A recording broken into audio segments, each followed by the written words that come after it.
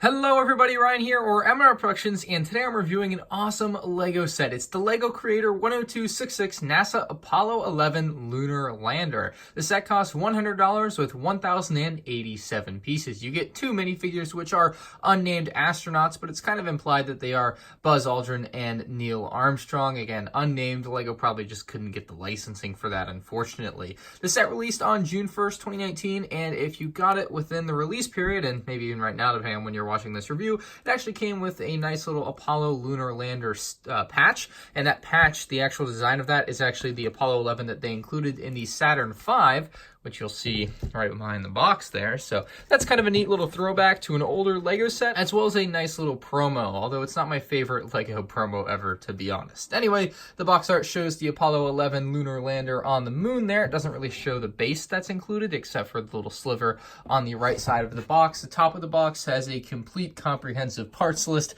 of everything in the set, interestingly enough. And on the back side of the box, it's going to show all the features and where you can put the minifigures and the stuff. The instruction manual is definitely worth taking a look at. Other than it being a normal LEGO instruction manual, it actually has some interesting tidbits in the very front here. We have some information about the mission to the moon here and Apollo 11 itself. A little JFK up there in the top left. See the Saturn V there on the right, ready for liftoff. There's the actual lander that we have in the set. Kind of some nice pictures there from way back. I believe 1969 this happened, so it has been a long, long time. And yeah, there you go, about NASA, the Apollo program and stuff. The Eagle has landed.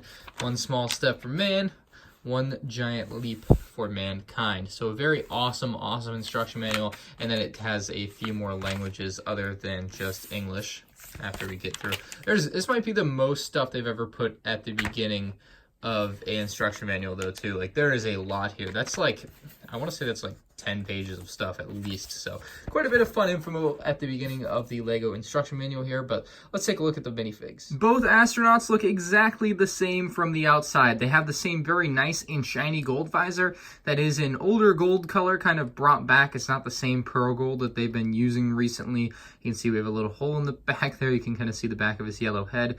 We have kind of the backpack for the astronaut. Just a very nice all-in-one kind of mold there, with the second piece being the faceplate there, which you can take off to reveal the face, which looks pretty crammed in there, kind of cool. One of these characters is Buzz Aldrin. One of them is supposed to be Neil Armstrong, although they are not officially named. I want to say this one's Neil Armstrong because he has like the black eyebrows, and the other character has brown eyebrows, but they aren't, it's not that easy to tell in like the old pictures that I looked up. You can see the full torso print now looks very nice with the NASA logo on left. Kind of looks a little bit blurry. The print isn't that sharp looking to me. Maybe it just is supposed to be like that, but honestly, the print doesn't look sharp enough to me. We'll put the other character on here real quick, and he does look exactly the same, other than, again, the face print where he has a little bit more reddish-brown eyebrows. So that's the only differentiation between the characters, and I'll show you that with his faceplate removed there. There you go. Very nice.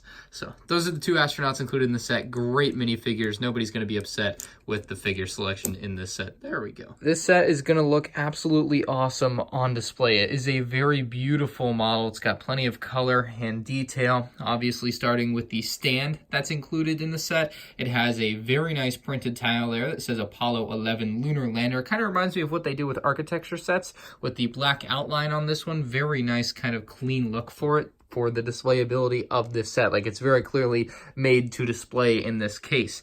We have a removable lunar lander here, so you can actually pick the whole thing up and just look at the base of the moon here. So this is what they decided the terrain of the moon looks like, and I must say, I wouldn't have done it any different myself. I think this is pretty good and accurate representation, or the best you can make in LEGO for the surface of the moon. A lot of dark gray and a little bit of light gray inside of the craters, which is kind of cool. We have the American flag planted there on the surface of the moon. Unfortunately, the flag is a sticker, but it does have like all 50 stars and all the little details that you would expect. So good job by LEGO on that. And even leading up to the flag here are actually some footsteps from one of the astronauts. So that's actually really neat as well. So you can put the lunar lander back on. You can see it's got 4 different spots for the legs of the lander, and they go perfectly in there, and you are good to go. It's not going to go anywhere. You can pick the whole thing up actually.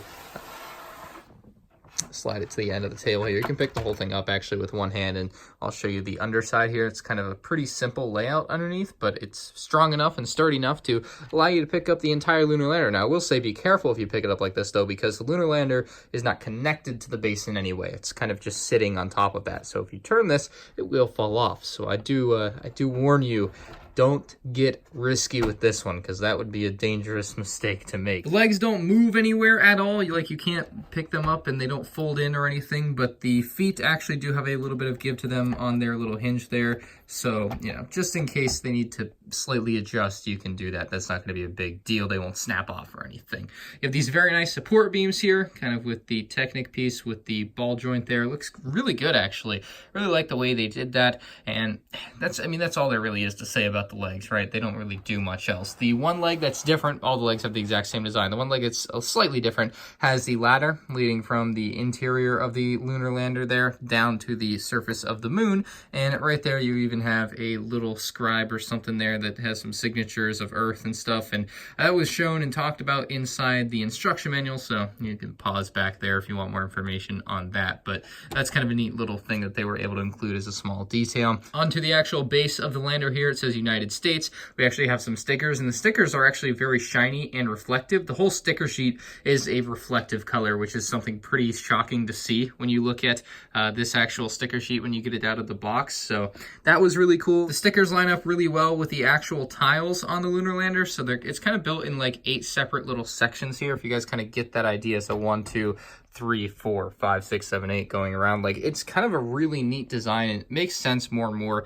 as you build it. It's kind of a fun experience for that matter, but again, very reflective. You can see the camera there in the reflection. You got the United States flag there again, and we'll keep flipping this thing around here to the back side of the lander.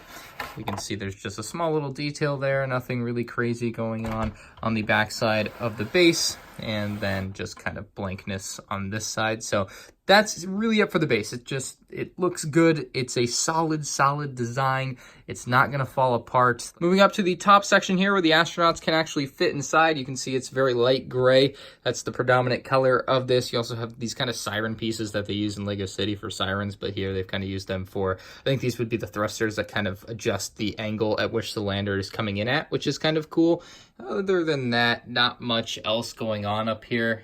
Kind of a blank wall on that side, and there's actually a doorway here that can open and close that we'll get to in a moment. Little radar dish on this side, and again, not too much going on the surface or outside of this. Just kind of a janky design like the actual lander itself. Just a lot of weird shapes and angles and stuff that Lego actually was pretty good at faithfully recreating. Now, obviously, you're going to want to know, how the heck do I get inside of this thing? There's no big hatch. How are you going to put your hands in there? Well, the whole thing actually detaches from the lunar lander. You literally just pull it off. It actually has the little engine underneath as well for when it's taking back off to head back to Earth, which is pretty cool. I'll show you this first here.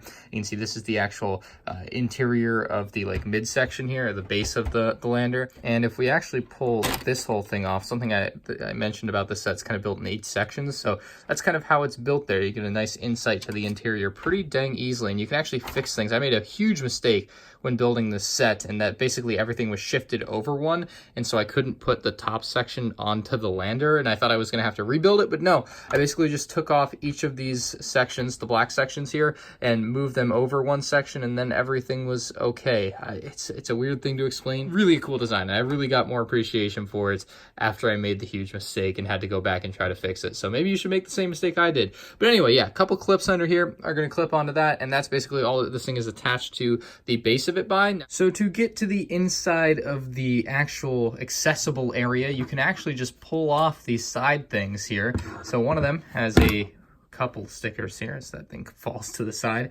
Just kind of details. I don't even know what the heck that's supposed to be, but it is it looks cool, I guess. So that's a positive for the review. Good job, Lego. You did it. You made something that looks cool. You can see now to the inside of this, you actually have a little windshield here, so you can actually have the astronauts looking out the windshield.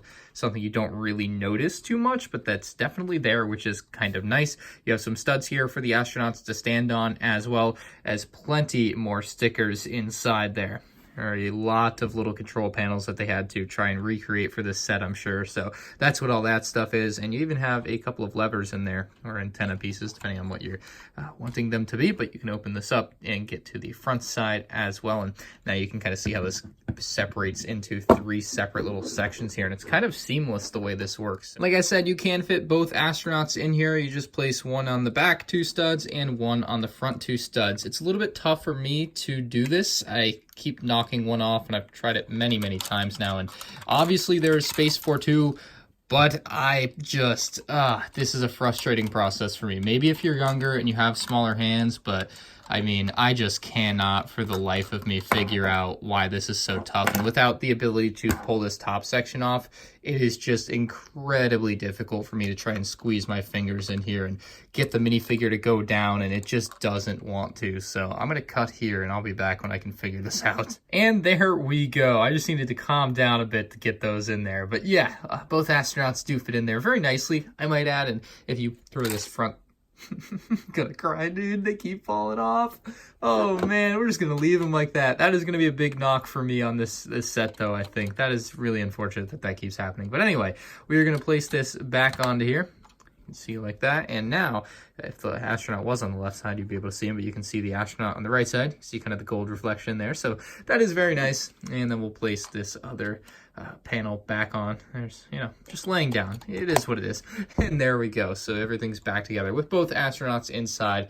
They don't really affect it in any way, but they're in there, so that's kind of nice. And as you would expect, placing the lander back on is as easy as it gets. It just clips back on and, you know, you're good to go. So that is the Lunar Lander. Now, I'm sure some of you guys are going to want to display this with the Saturn V, so let's bring the Saturn V in and put it next to it and see what it looks like. Hopefully this gives you an idea of what they would look like next to each other. The Saturn V is way bigger, and obviously only a $20 price difference between the two is quite shocking when you put them next to each other like this. The Saturn V costing $120 US, and the Apollo 11 Lunar Lander costing just $100 US.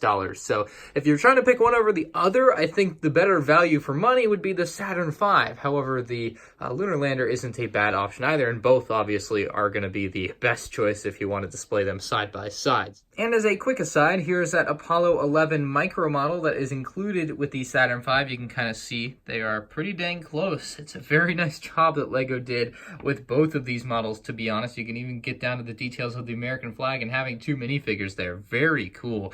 And like I said, it is the exact same one as we see on the patch included. Same designs. My only complaint with this set is the ability to put the minifigures in the center area here. I was just having a real tough time with that, and you know, maybe you guys will have an easier time with that, but that's my biggest complaint. I just, for whatever reason, I could not get those to go in and stay in and not fall over for any solid amount of time. So let me know what you guys think about this set in the comments section below. I think it's an awesome addition to like the LEGO NASA and Creator Expert line. Absolutely beautiful set with great cross promo between it and the Saturn V, especially because of the promo patch. Like everything just really ties in nicely here. So leave a like on this video if you guys enjoyed. Let me know if you're going to be picking up this set. Subscribe to the channel if you're new here, and I'll catch you on the next one. Peace out.